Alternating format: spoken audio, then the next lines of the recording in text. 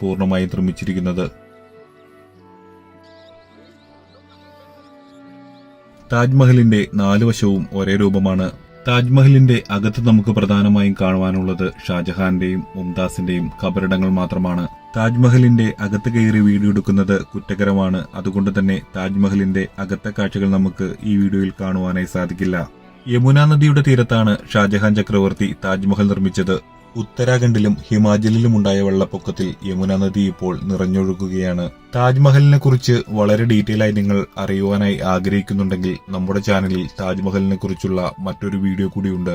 ആ വീഡിയോയിൽ താജ്മഹലിന്റെ ചരിത്രമെല്ലാം വളരെ ഡീറ്റെയിൽ ആയി പറഞ്ഞിട്ടുണ്ട്. ആ വീഡിയോയുടെ ലിങ്ക് ഞാൻ ഡിസ്ക്രിപ്ഷനിൽ കൊടുക്കാം.